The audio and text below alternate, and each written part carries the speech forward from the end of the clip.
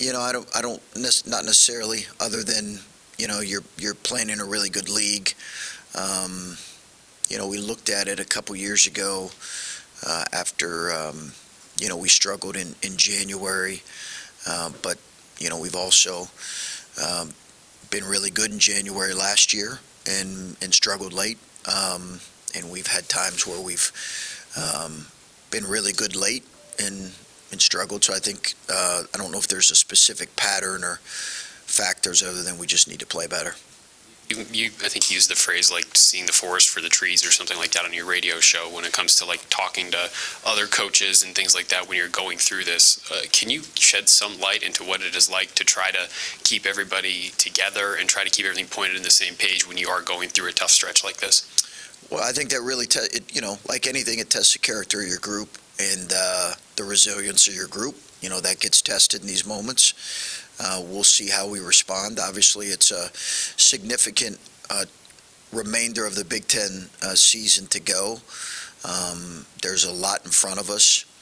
I think your leadership, your resilience, the tough-mindedness of your group gets tested. And again, that's the case for, a lot of teams around the country and a lot of teams in leagues where there's just a lot of good teams. Coach, the fact that all these losses have been so close, you've been in every game, how much can that be a silver lining, or does that just add to the frustration, I guess? I don't know if it does either, Griffin, as much as it just challenges you to find ways to be a few possessions better in areas each half. I think that's, certainly if we were getting blown out, I think, you'd have maybe more cause for concern because that would be more of an indictment on the number of possessions you've lost in each half, but neither feels very good. And then I know the Minnesota game, you called it your guys' porous offensive performance. Yeah. Obviously, Rutgers is one of the best defenses in the country, but an even worse shooting performance yesterday in that one. Are you seeing commonalities or things you need to adjust to make sure that doesn't become a trend going forward? I think we've got to make better paint decisions. We've got to see the open man quicker and better and make cleaner reads in those situations when we've created a help situation. I think that's the biggest thing for us right now. Chris, early in the second half, there was a sequence of events where it looked like Rutgers blocked a shot and it went off the rim, and then maybe Zed pulled it down and it hit the rim again. Yeah. Shot clock didn't reset, and on the broadcast they never really gave any kind of explanation as to why. From your spot, what did they tell you there? To be honest with you, it was hard to understand what the official was saying. Rob explained it to me, but I didn't quite get his. Maybe it's just the craziness of the moment. I didn't quite get his explanation, to be honest with you. So I wasn't going to win that argument, so we just moved on. And then unrelated to on Bryce's final shot and on the radio, you said I would have liked him to maybe kill a couple more seconds. When you practice that at practice on a final possession, is there like a certain time when you're like, this is when you take the shot, or is it dependent on the shot that you're going to get? Because it set Rutgers up for not a bad look. It did. Yeah, it sure did. About like the Carolina game timing is what we prefer. In North Carolina, when he caught it at the elbow, and I think he shot it with like maybe 3 or 4. That's typically what we've told our guys. I've seen him make that shot a number of times. He did not have their best defender on him. It's a good defender, but not their best defender. They had gotten switched in transition. And they're really good at guarding actions as well as blowing up certain actions. So he did a great job creating some separation. He really created separation with the move that we've seen him make a number of times. Just a simple cross and getting to his left. I think he probably just rushed it a little bit. We'll help him with that.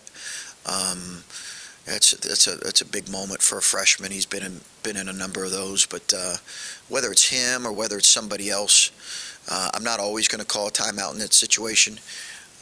We just need to help our guys in terms of making sure they take it with a few less seconds on the clock. Now that you've had a little bit of time to look back, what do you think of the starting five you rolled with, and what were the positives and maybe some of the negatives with that five? Obviously we had trouble scoring there in the first 4 minutes.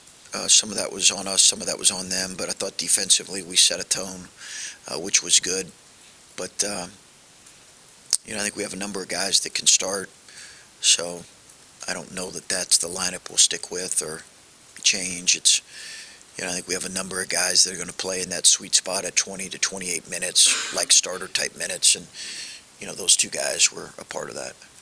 Second overtime game of the season, what kind of things did you see different from the UNC game? Were there similarities? Did you feel like it was a different performance, or things that you got better at or worse?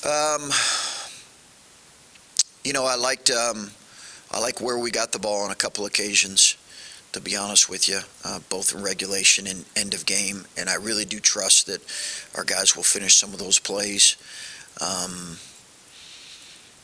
I don't remember all the quality of possessions in the Carolina game, but I felt like this one was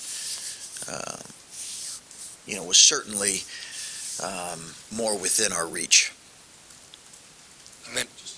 Looking at the stats from the last two games, ordinarily you might get 2 or 3 shots blocked per game, but it was 6 against Minnesota and 8 yesterday in the game against Rutgers. I know they're a great defensive team and have Omorie. Yep. I don't know, just what's your thought about maybe the decision making, and you want guys to be aggressive, but there's a fine line to that when you're going against guys that can reject it pretty easily, I suppose. Yeah, we have to make better paint decisions. We have to make better paint decisions than what we're doing right now. We've got to be able to find and see the open guy and see the kick out, and then maybe the one more. We have to get better at that than what we've been. We've always been a pretty heavy dribble drive team this year, and certainly sometimes in years past. That allows us to get to the free throw line. It allows us to get to the paint. But it also puts a premium on good paint decisions. And that's where a guy like EJ really grew in his last year, his ability to make paint reads, paint decisions, see help, and then deliver the ball on time, on target. And I think that's just where some of our guys have to grow. They've done a good job at creating help, but they've got to make better reads. Justice, you feel like you almost sense his frustration at times that he's not getting the result out of it from the work or whatever he's putting into it at times. Just what can you do? Is this a case of a guy who didn't play last year and now halfway through the season he could be hitting a wall of some sort? I don't know, but just seems like he's a guy you depend on so much, and that maybe he's pressing a little bit to just try and get you guys over the hump. I don't know what do you see with him? Yeah, I think that might be part of it. I think there could be some of that with him. I think Justice has to make sure that he's controlling what he can control in terms of his attention to detail, his effort. He can't control if he's going to make every shot, but he can. There are things that he can control. His leadership out on the floor, and that's really what we're challenging him with. He's done a pretty good job getting to his spots. I think he is probably frustrated with a couple missed opportunities he's had, but he'll respond. You mentioned early in the year quite a bit about how the freshmen and their progression would give you guys kind of your ceiling. But in a situation like this, when you're having tough times, how much do you have to lean more on the veterans, whether it be guys that have been in the program or some of the transfer guys that have been around college basketball? I think it's you certainly need your leadership in this moment. I think we're going to need him. We're going to need him the rest of the way. I think January, February, your leadership really gets defined. And I'm not putting all the responsibility on them, but I think it's going to be really critical for those guys and the older guys to be able to lead in ways that good leaders lead. They control things in the locker room. They limit distractions. They bring perspective. They have poise in the midst of challenging moments. They communicate. They play for each other. They lead the way in playing for each other. They lead the way in their unselfishness. They play for Ohio State. They come to work. They're everyday guys. That's what is going to be needed in these moments, and I think that's the challenge in front of those guys. Chris, in this particular episode, do you find yourself being the stay the course guy, or hey, we need to shake something up here because you're close. And all you need is this one of those things where if we win a game, we'll be back to where we were. Yeah, Clay, I don't know if I look at it quite like that as much as I don't know if you ever feel, back in a league like this that is so challenging. I think you're really just focused on how we're performing. Are we performing better from game to game or half to half? And there are going to be some outliers there. We performed really well against Northwestern. We really struggled against Minnesota. But I think the reality is you're looking for over time. Are we showing improvements? And if there's areas that there's slippage in, we have to make those corrective measures. So you're certainly looking strategically at are there some things we need to change? Are there adjustments to how we do things schematically or personnel adjustments? But more than anything, you're looking at are we doing the things that we've been practicing better? And if we're not, we need to figure out why. I know you said no real injury updates, but you mentioned on the radio Bruce going through wrist issues. Just how much has that affected him, and how long has he been dealing with some I think it's affected him a little bit. I do think it has affected him a little bit. He injured it in practice, and then, if you go back and you watch the game the other day, the last defensive possession of regulation, he just got slammed into a body. And I think he re-injured a little bit in that particular play, but he's a really tough kid. He'll respond. Chris, you talked about the importance of leadership in this moment.